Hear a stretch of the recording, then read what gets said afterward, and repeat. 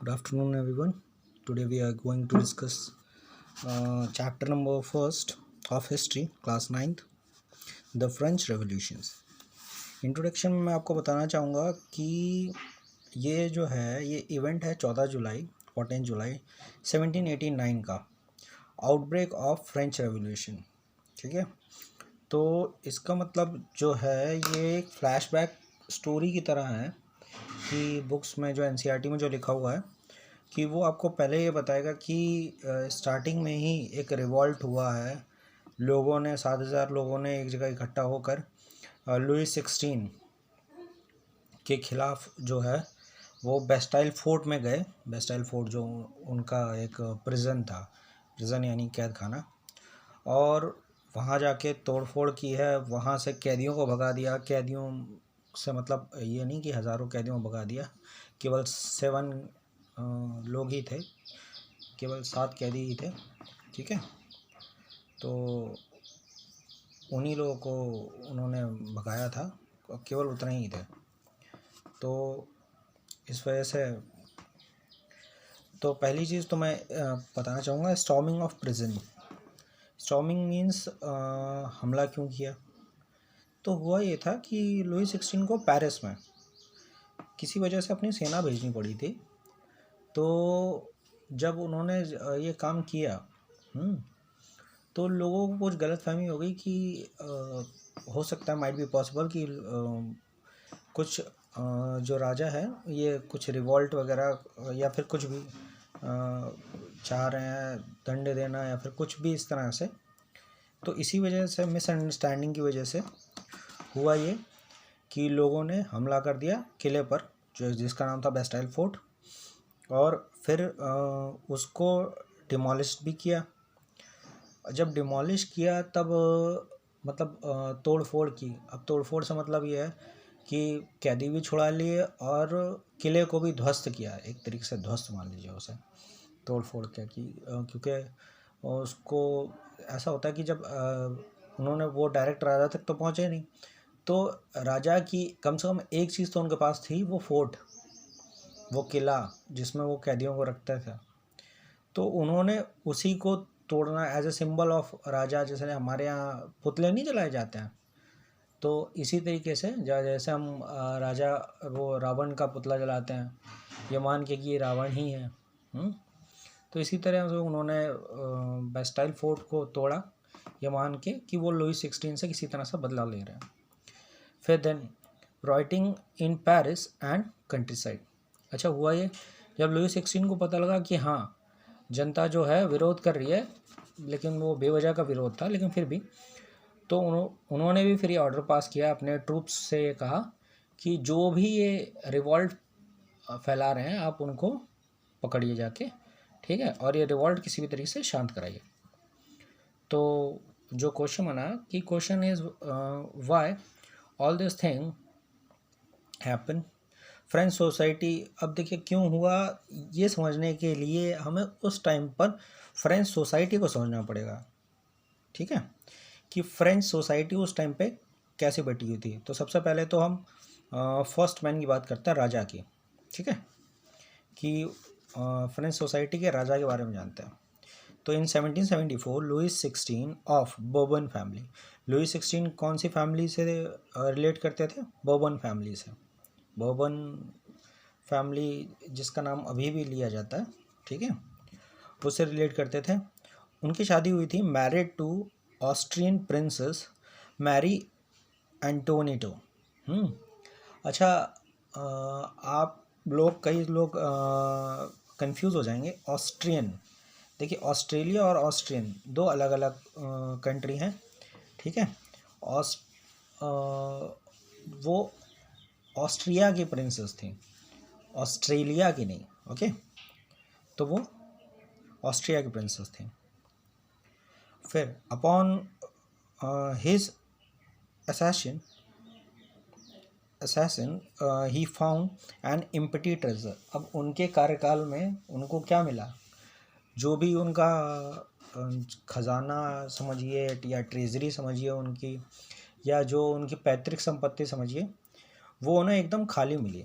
ठीक है, क्योंकि जब भी किसी राजा को विरासत में कुछ मिलता है तो अगर उसको काफ़ी अच्छी मात्रा में मिले तो वो उसी हिसाब से अपना राज्य अच्छी तरह से चला सकता है। अब जब उसे एकदम ही खाली मिले तो वो किस हिसाब से चलाएगा?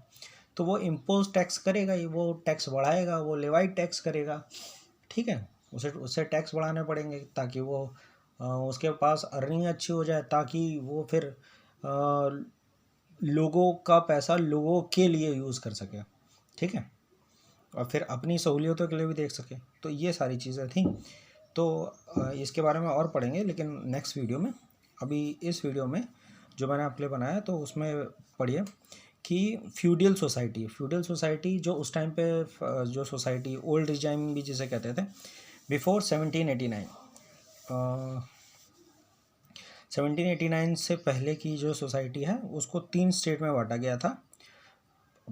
उस टाइम पे 3 ही स्टेट होते थे। फर्स्ट स्टेट को क्लर्गी कहते थे, सेकंड स्टेट को नोबिलिटी, थर्ड स्टेट को पीजेंट या मर्चेंट, ठीक है।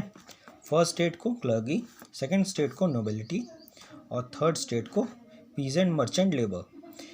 अब मैं बता देता हूँ। क्लर्गी ऐसे लोग होते थे जो कि सबसे सुपीरियर होते थे, राजा के जो एकदम ख़ास लोग होते थे। जैसे हमारे यहाँ पर बहुत पुराने ज़माने में जब राजा होते तो राजा के एकदम पास महामंत्री, पुरोहित, ये सब होते थे जो उनके सलाहकार वगैरह होते थे। तो उसी तरह से फ्रेंच रेवोल्यूशन के टाइम पर भी जो क्लर्गी सिस्टम जो होता था वो चर्च से जुड़ा होता था। चर्च के जो बेहतरीन लोग होते थे और ये बाय बर्थ होते थे, ठीक है। चर्च से रिलेटेड पादरी वगैरह जो होते थे तो they enjoy privileges based on birth. वो अपनी बर्थ के हिसाब से वो फ़ायदा उठाते थे। अच्छा, इनको एक फ़ायदा यह था, इनको कोई टैक्स नहीं भरना होता था, ठीक, और इनके पास संपत्ति बहुत हुआ करती थी। तो ये अपनी जो संपत्ति होती थी उस पर लोगों से काम करवाते थे। जो अपनी लैंड वगैरह होती थी, जो भी उनके लिए बिल्डिंग्स बननी है या जो भी बनना है, तो वो सेकंड स्टेट से तो नहीं बनवा सकते थे, लेकिन थर्ड स्टेट जो कि 90% लगभग पूरी पॉपुलेशन का था, जिसमें पीजेंट, मर्चेंट, लेबर ये सब आते थे, उनसे ये सारा काम करवाते थे, ठीक है। और उसके बारे में और बताऊँगा। सेकेंड स्टेट में आता है नोबेलिटी जो थे ये वो लोग थे, ये भी पैतृक ही थे लेकिन ये भी पैसे वाले थे, ठीक। ये एक तरीके से समझ लिए ये पुरोहित नहीं हुए लेकिन ज़मींदार, बड़े बड़े जो ज़मींदार होते थे जो अपना काम ना खुद करके पीजेंट मर्चेंट लेबर से कराते थे। अच्छा, इन दोनों को एक एग्जम्पशन था, इन दोनों को ये छूट थी कि ये टैक्स नहीं भरेंगे, ठीक, किसी भी तरह का कोई टैक्स नहीं। पर थर्ड स्टेट जो सबसे ज़्यादा गरीब था, जो सबसे ज़्यादा जिसको दिक्कत थी, उसी को टैक्स भरना था, ठीक है।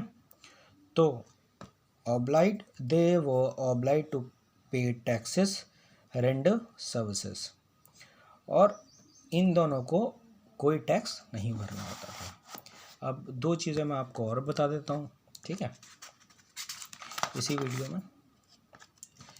तो वो 2 चीज़ें हैं यहाँ पर। टैक्स, ये जो चीज़ थी,